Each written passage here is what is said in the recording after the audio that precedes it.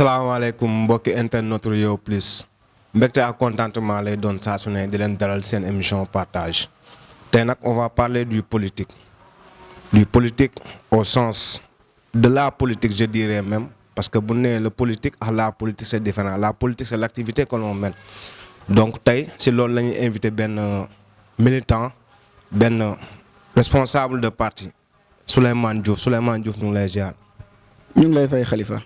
Je rappelle que vous êtes le responsable de la jeunesse patriotique du Sénégal au niveau de Rufisque Ouest. Souleymane Diouf première question bi ma am envie poser la mooy naka nga gisee engagement des jeunes dans la politique. waaw déjà di la nuyu di la remercier ci invitation bi di nuyu équipe technique bi yëpp donc question boobu tontu ci daf may neex parce que c'est une question boo xam ne ça revient souvent l'engagement des jeunes en politique. te ñun Pastef jàpp naa ne bu ñu ciy tontu dañuy nekk à l'aise parce que Pastef est un parti politique boo xam ne pour une première fois mu promouvoir des jeunes à des postes de responsabilité. loolu nekk nag un résultat d'un long processus parce que tëbuñu tëb rek jeunes yi am des responsabilités. Ça a été un combat de tous les jours. Ça a été un combat au moment de l'engagement. Ça a été un combat au moment de poser des thématiques, au moment de poser des débats, au moment de s'imposer sur la place publique. Donc ça a été un combat boo xam ne ci début ba fin bi tey gis nañ aboutissement bi. donc loolu ñun moo yàgg nekk suñu combat. jeunes yi impliqué wu politiquement.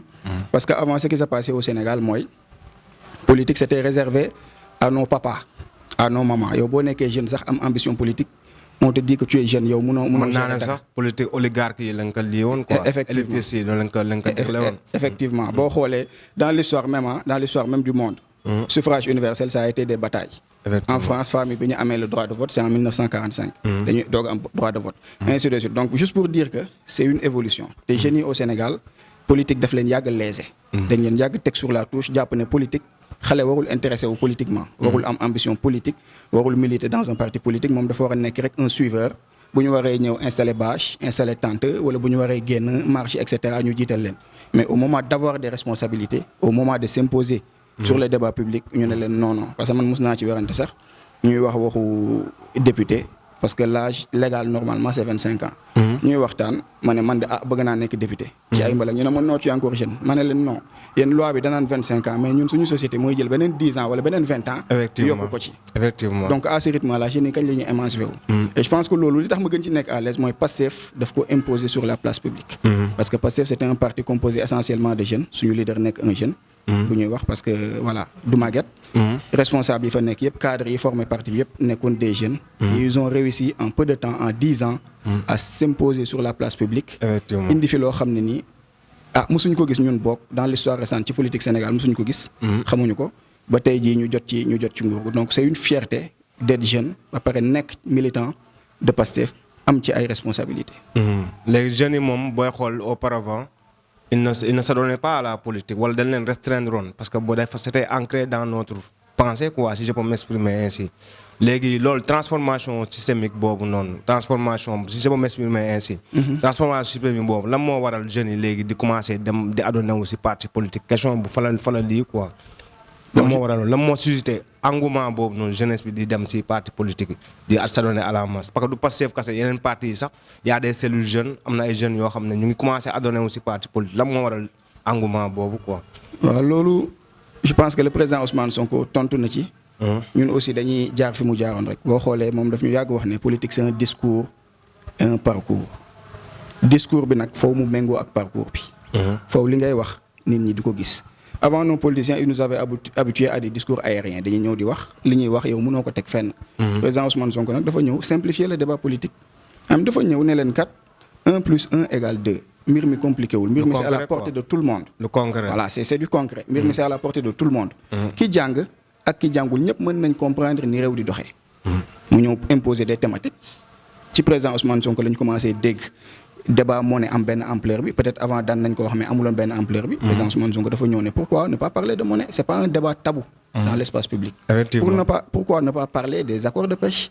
Pourquoi ne pas parler de la gestion de nos ressources. donc mu indi ay thématiques di ci wax di yee nit ñi di conscientiser nit ñi jeunes ñi xool ko ne kii kat wax dëgg yàlla ñun lu ñu doon wër ci leader politique mu ngi ci moom.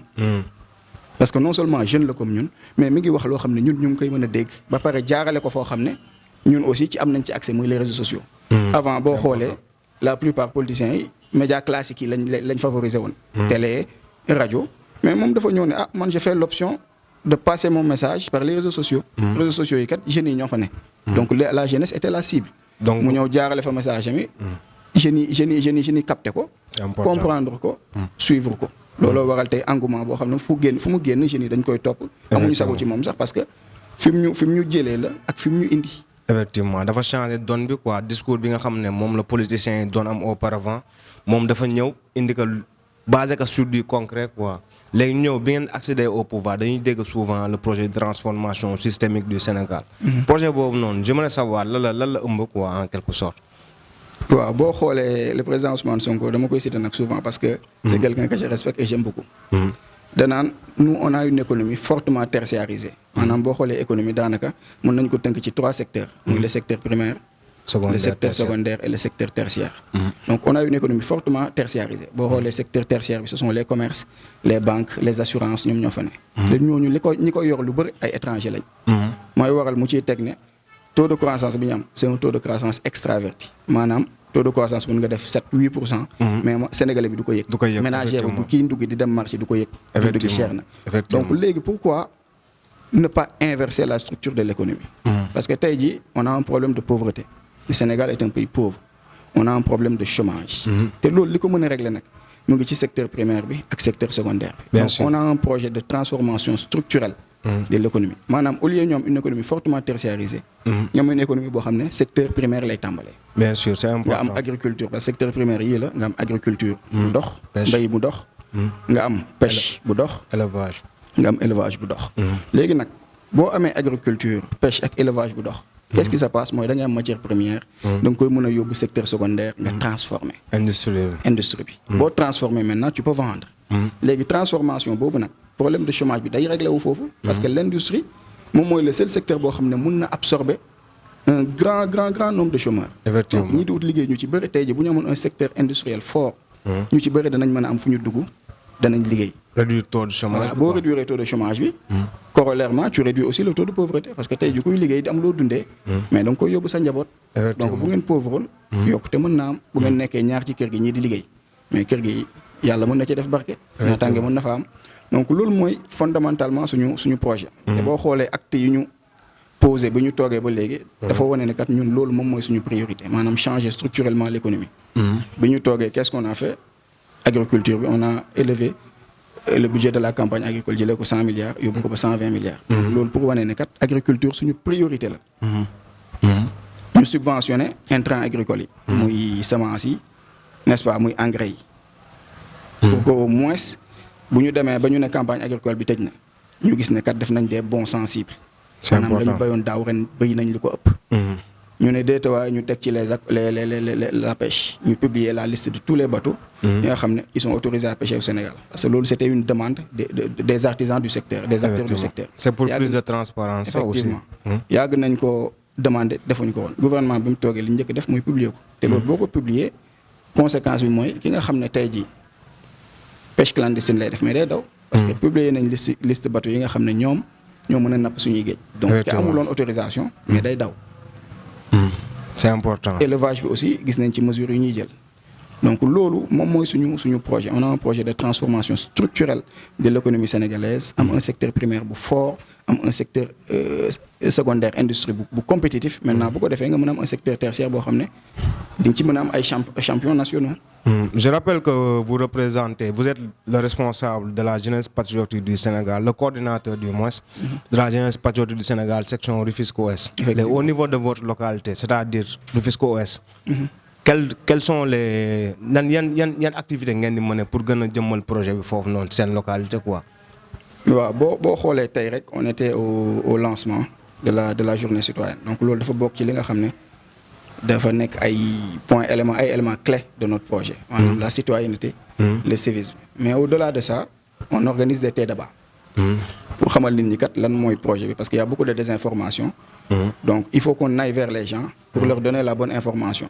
xamal leen lan mooy le projet bi ñuy wax projet bi ñuy wax lan moom mooy le projet. donc on organise des débats on organise aussi des spaces sur Twitter. Donc on envisage aussi d'organiser d'autres activités yoo xam ne diversifier ko. Pour permettre aux militants aussi ñu mën a participer. Parce que président ci loolu la ñu woo. Ça se limite tout simplement aux militants. Non, ça se limite pas aux militants, ça se limite à tous les Sénégalais, à tous les citoyens. Parce que j'avais l'appel du président, waxul militant. Effectivement. Parce que c'est le président de tous les Sénégalais. Quand tu gères un pays, mais nous, en tant que militants, on a une responsabilité d'œuvrer en tant que citoyen, mais aussi en tant que militant. Effectivement, c'est important. Gis nañ ne daanaka def na 2 mois ba léegi yéen a ngi ci gouvernement bi. Parti boo xamante ne bi élection yi vous avez fait un score fleuve parce que score boo xamante ne opposant ñëw gagné au premier tour. C'est quelque chose de comment dirais-je d'inédit quoi au Sénégal. Léegi man damay laajte léegi ndax rupture boobu ñu doon annoncé rupture bi ñu ngi gis ñu ngi jàpp ay journalistes ñu ngi gis ñuy def teg yoo xamante ne c'est ñu ngi ko doon gis ci pouvoir bi passé quoi. Léegi loolu rupture boobu noonu lan mooy bloqué au juste quoi qu'est-ce qui bloque au juste. lan moo tax projet de rupture boobu mënoo leen ko teg au juste. waaw parce que rupture bi ñu woote c'est effectif. jàpp naa ne boo xoolee le bilan du gouvernement en moins de 3 mois ku ko xool lire ko di nga xam ne la rupture est effective. Parce que cité naa fi sànq li nga xam ne def nañ ko ci agriculture ci pêche ci élevage. boo xoolee bi ñu ñëwee dans la bonne gouvernance on a publié des rapports de la Cour des comptes mu nekkoon une demande nationale. On a publié les rapports de l'OFNAC. dossier ñu ngi suivre le cours ku ñu ci war a déglu. dinañ la déglu lu ci yoon war a def dana ko def en toute indépendance. Donc du am benn ingérence de l'exécutif. Donc du ci am. Donc yooyu yëpp ñu koy dégg gis tous les autres ministres instant yi ministres yëpp ñu ngi sur le terrain. di prospecter di xool di inspecter parce que kayit yi kese doyul. Donc da ngay wàcc sur le terrain dem xool état des lieux. et cetera ce qui se passe on a vu la visite du ministre Birame Souleye Diop à Kédougou. Donc gis nañ visite du ministre de l'agriculture. gis nañ visite du ministre de l'enseignement supérieur. Donc et cetera donc ñoom ñëpp actuellement kenn amu ci jot. ñu ngi sur le terrain di xool. Maintenant par rapport au cas des journalistes dafa am loo xam ne dañ ko fay fekk. mu nekk un secteur boo xam ne pour régler ko c'est pas du tout évident. mais ñun dafa am lu ñu woote. mooy jubal ak jubanti. jub c'est par rapport aux hommes que tu choisis. te loolu jàpp naa ne ñu tànn gouvernement bi mënu ma ne def na unanimité mais ñu bëri d'accord nañu ce sont des profils. yu am éthique am probité ba pare compétent. ba pare ñooñu dañuy jubal maintenant jubanti bi mooy li nga fi fekk.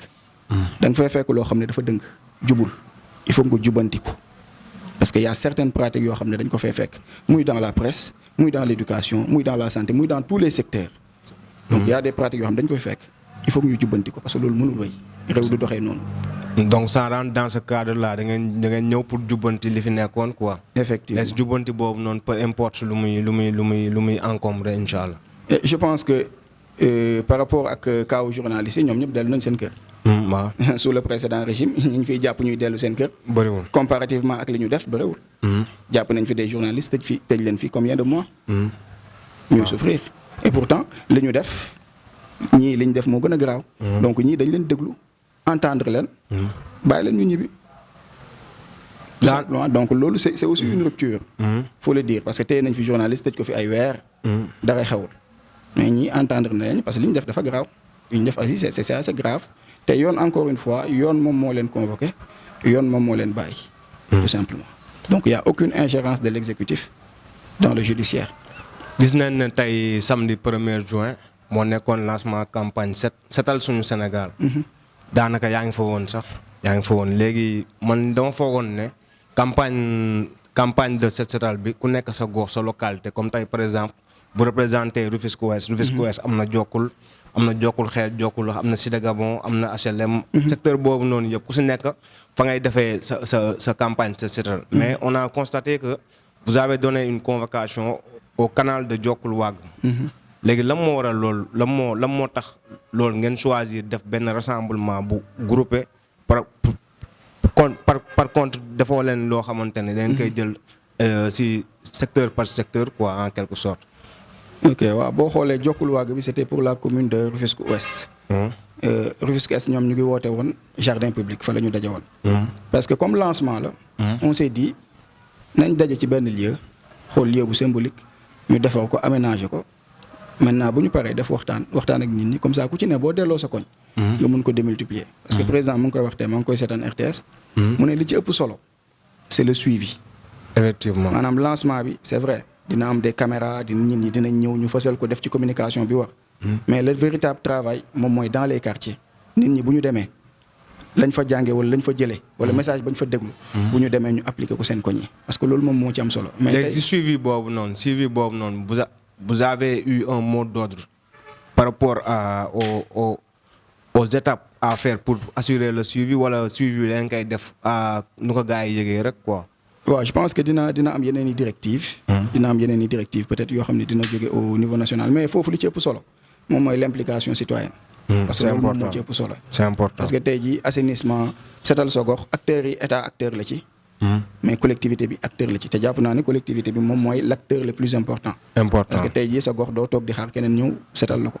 yow ci sa bopp yow yaa am sa engagement. chaque 15 jours par exemple wala nga ne chaque mois dinañ organiser un grand set setal dans le quartier. mais loolu Pastef daf cee dëkk. parce que récemment nos cellule clinique na bi.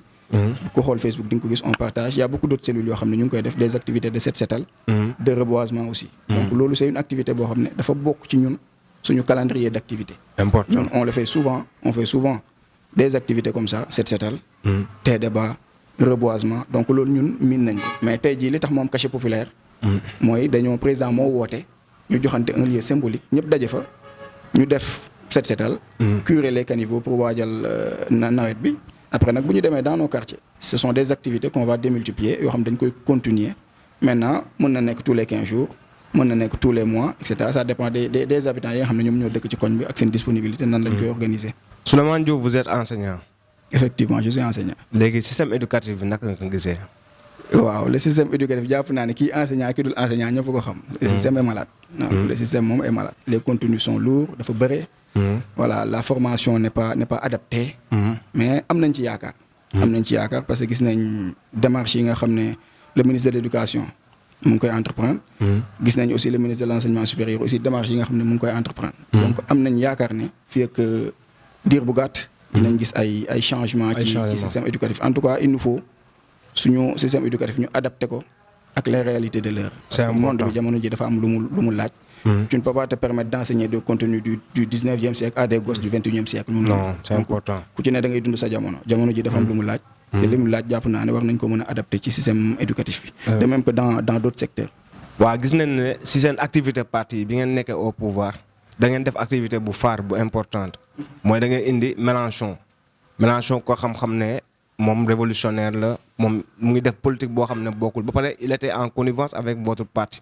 Il vous a beaucoup aidé pendant les moments de entre difficulté quoi en quelque sorte léegi bi mu ñëwee il a suscité une polémique boobu noonu di wax ci affaire homosexualité ak lii ñu bëri da am seen lanterne leerul ci loolu quoi léegi loolu noonu ban leeral nga ñu mën a indi ci loolu lan nga ñu mën a apporter ci venu Mélenchon ak tamit kàddu yu mu jubal foofu noonu ak réponse tamit Ousmane Sonko votre président de parti. waaw merci ci question bi c'est une occasion que tu me donnes pour ma leeral. parce que le président Ousmane Sonko li mu wax dafa leer li mu wax leer na en quintessence lii la wax Mélenchon yéen vous avez vos réalités vous avez vos mœurs polygamie par exemple dañ ko tere foofu. ñun on a nos réalités on a nos mœurs. kenn du ñu imposer un calendrier. dem na ba wax ko loolu c'est un casus belli. moom mooy un cas de guerre. maanaam source de conflit la. donc nag ku dem ba ne la source de conflit la defe naa tëj na wax ci. c'est-à-dire loolu mooy mënu leen ñu imposer. homosexualité. comme ñun aussi mënuñ leen imposer la polygamie.